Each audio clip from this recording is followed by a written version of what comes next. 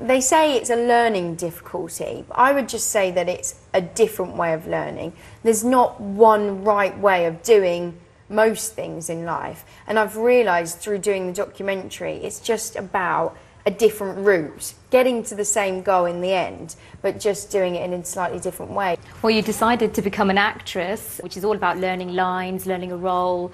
Did you ever think, God, I've made a mistake here. This is not the career I should have picked? Well, I guess the only thing that worried me was the sight reading, because if you give me a book now to read, it will be atrocious and quite frankly quite embarrassing because I tend to, whereas you might read and it would flow because you're scanning 7 words at a time, I tend to read 1 word at a time and it becomes very staggered and disjointed. To Caroline's I hate this when they start using hard.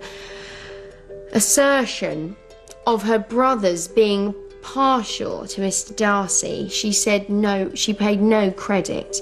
EastEnders was daunting, although I'd been doing it for a long time before getting that job. That job is slightly different because it's so fast and the turnaround is bang, bang, bang, bang. It's a massive just production line and everything's very quick and you've got to be on it. Did you ever talk about your dyslexia with your colleagues or on set at all? No, I didn't really, because I didn't really make a big deal of it because it's never been a big deal for me because I've known about it from an early age.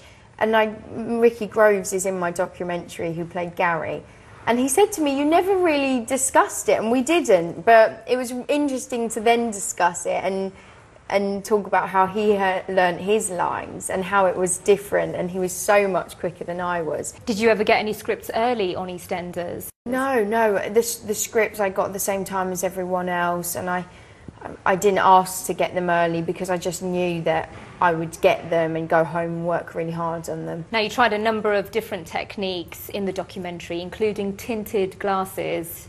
How do they work? Do you still use them now? The tinted glasses was the most exciting discovery in the documentary. I've been so excited about getting these. It helps my headaches, it just soothes everything, and when I read it just makes everything comfortable and I'm able to read more with a flow rather than if that makes sense. You said you hadn't read a book cover to cover since leaving school. Have those glasses helped you do that now?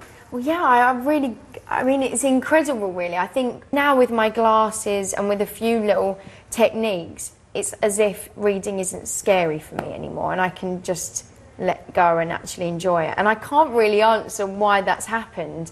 I think I was just a bit scared of it and it wasn't something I wanted to do, and now it's something that I do for enjoyment when I'm on the train travelling, and you can